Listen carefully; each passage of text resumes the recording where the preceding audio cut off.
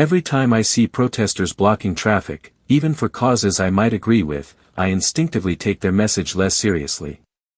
It feels like a civic duty to do so. The only traffic-blocking protester I've ever respected is the Vietnamese monk who famously set himself on fire to protest Buddhist persecution. That act, as extreme as it was, carried undeniable moral weight and was executed with a sense of situational awareness. Drivers could still bypass the intersection if needed. Modern traffic-blocking protests, by contrast, lack that gravitas.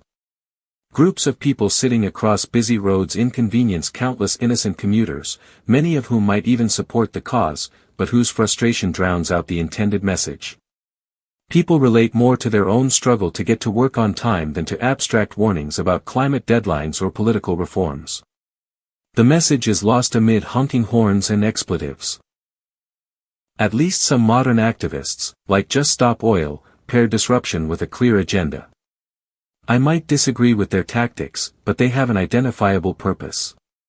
Then there's the infamous, silent man, a repeat offender whose antics defy any rational justification. He's done it 11 times before, and 6 months in prison wasn't enough to deter him. Now he's back, in the same location, obstructing traffic and making life miserable for the town. At this point, his behavior crosses from protest into menace. This isn't a matter of disagreeing with ideas, it's a question of public safety and social responsibility. A person who repeatedly blocks traffic without any moral or practical purpose cannot be allowed to continue unchecked.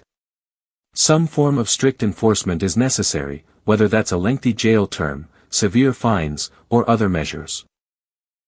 If the justice system won't prevent him from returning to the streets, citizens are left feeling powerless against someone whose actions serve no one but himself. The broader principle is simple: protest should carry meaning, not create unnecessary chaos.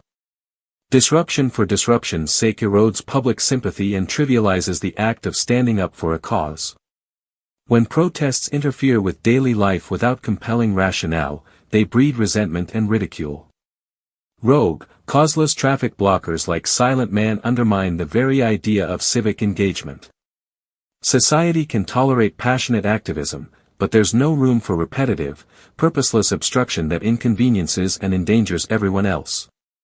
Enforcement must reflect that, and until it does, the lesson remains clear: being a nuisance on the streets is no substitute for meaningful action.